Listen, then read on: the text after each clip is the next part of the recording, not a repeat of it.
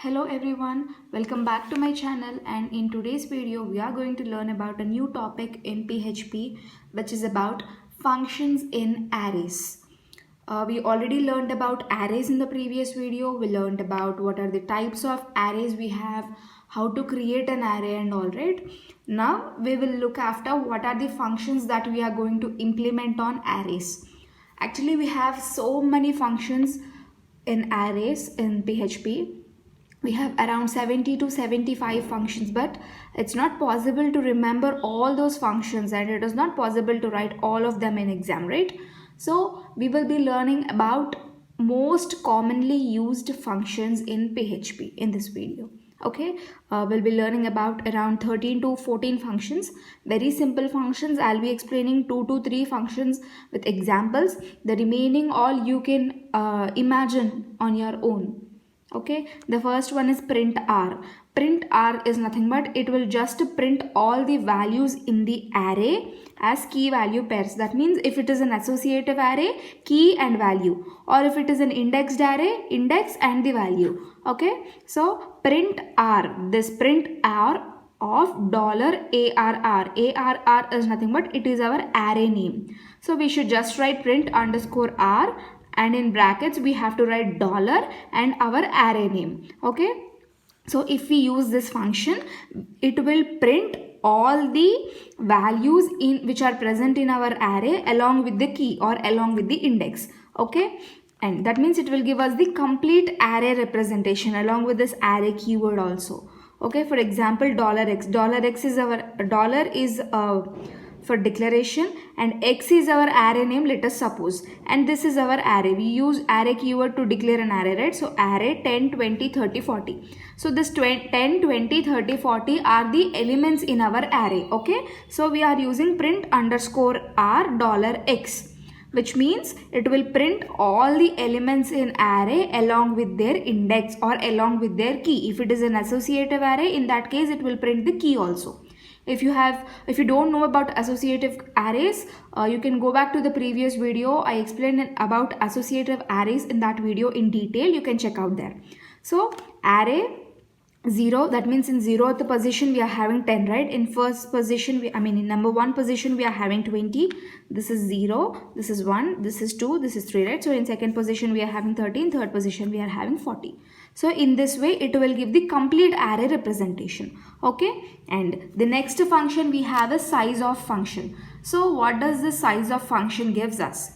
Size of $arr, which means in place of arr you have to write your array name. Okay, gives the size of the array. What is the size of the array? That means how many values are present in the array, how many data elements are present in the array, it will give you. Okay, similar to count of $arr.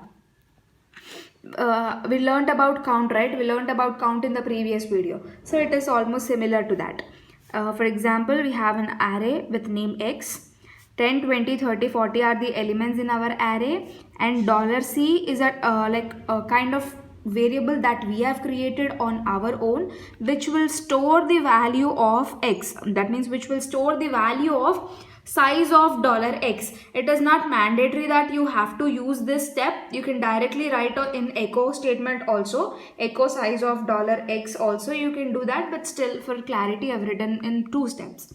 So $C is a variable which will store the size of $x, which is 4. 1, 2, 3, 4. It has got 4 elements, right? So when you use echo $C, you will get 4. It will retrieve 4. Okay, echo is a print statement that we use in PHP. I already explained you about this. So you'll be getting output as 4. Done. This is about size of function. We have learned about print r, and the second one we learned is size of. Okay, and the next one which we are going to learn is array of $arr. Is underscore array of $arr. This is our array name. Remember it. Okay, that's fixed. Whatever the array name, whatever the name we are having for our array, we have to give it here, right? This function will check whether it is an array or not. Okay, if it checks if the variable is array or not. That means if we are having a variable, let us suppose $x. We already used $x here, right, in this example. So if you use is underscore array of $x, then it will return yes, it is an array, or it will return true according to whatever you want to print, that will be printed. Suppose if it is not an array, instead of $x you declare it as $y here. We don't have any array named $y, right? So in that case it will return false, or it returns not found, okay, based on the print statement which you give. So it will check whether the given variable is an array or it is not an array. Okay, how do you check whether it is an array or not? By array keyword, right? Simple that is.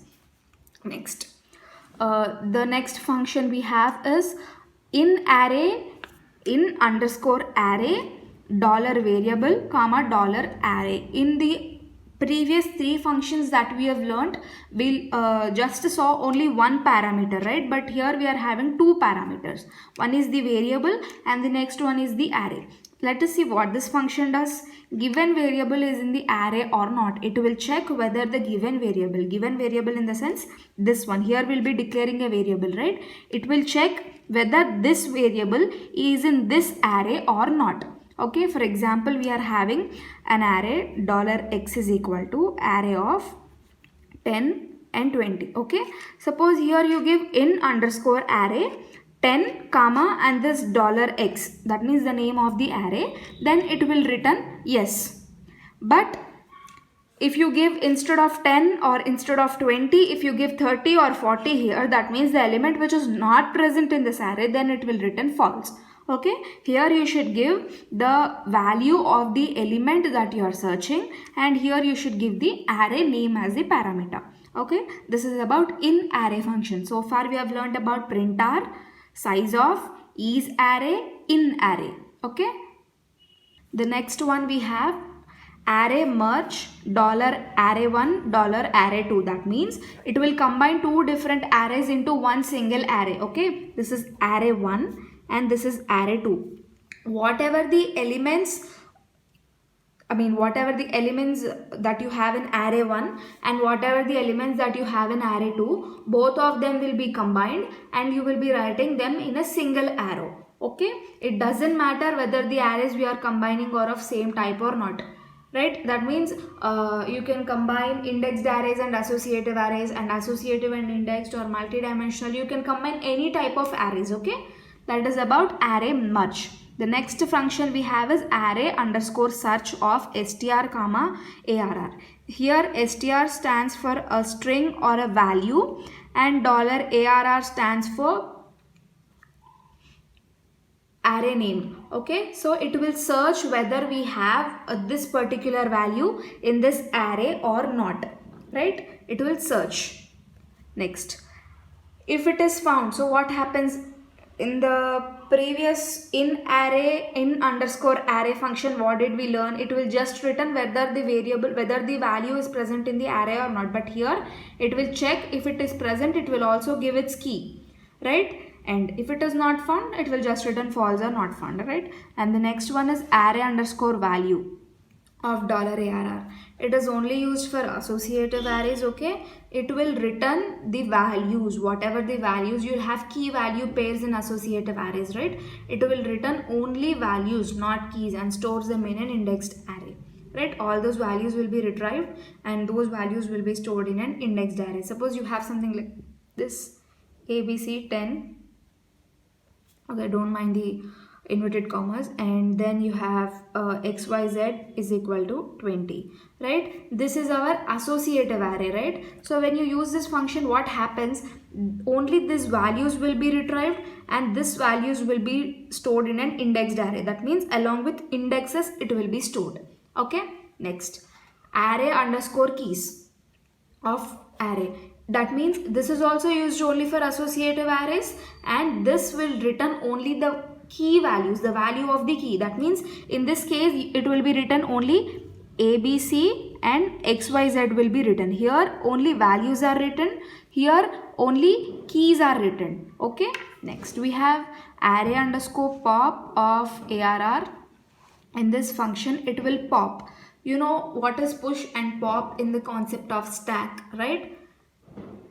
last and first out or first and last out order it will be using. So pops the last element.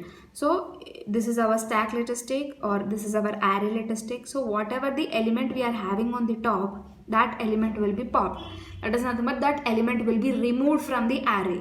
Okay, and the next is push. The same thing, if you want to add some element into the stack, then you have to add it, right? And this will be added only at the top of the array, right? This also use the concept of first and last out, or last and first out, you can say. But here in the case of array underscore push, you are having an extra thing, value you are having, right? Why did this come? You are inserting something into the array, but what is the value that you are inserting into the array, that you have to know, right? Suppose you are having an array which has 40, 30 and 20, right? Suppose if you want to pop, you can directly pop 20. You don't need any value for that, right? But whereas coming to this push, you have to insert something, right? So in order to insert something, you need to have some value. So you will be given a value. Suppose the value is 10, then 10 will be inserted on the top. Got it? So that is the difference between push and pop. The next function we have is, and guys don't worry, I'm not giving examples for all the things. I've given examples for first 1 or 2 functions, right? Based on that, you must be able to write the examples for all these things. Okay, very simple.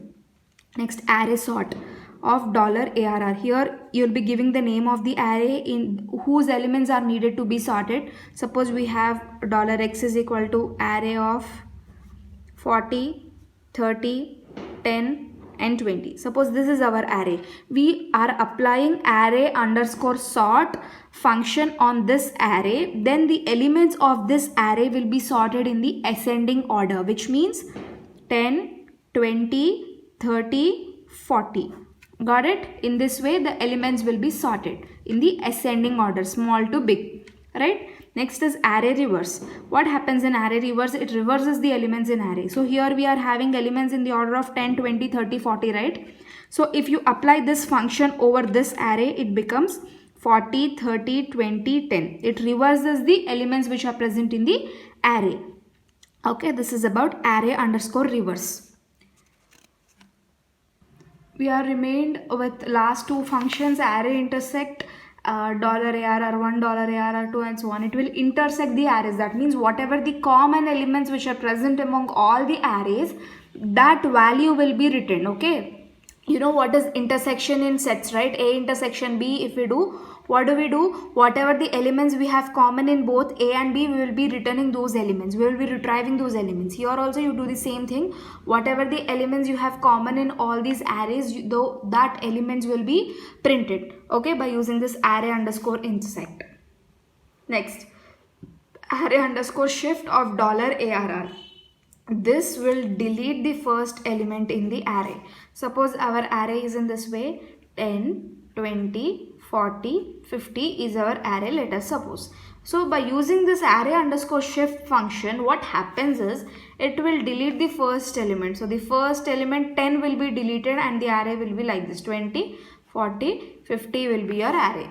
Okay, understood? So this is about functions in array.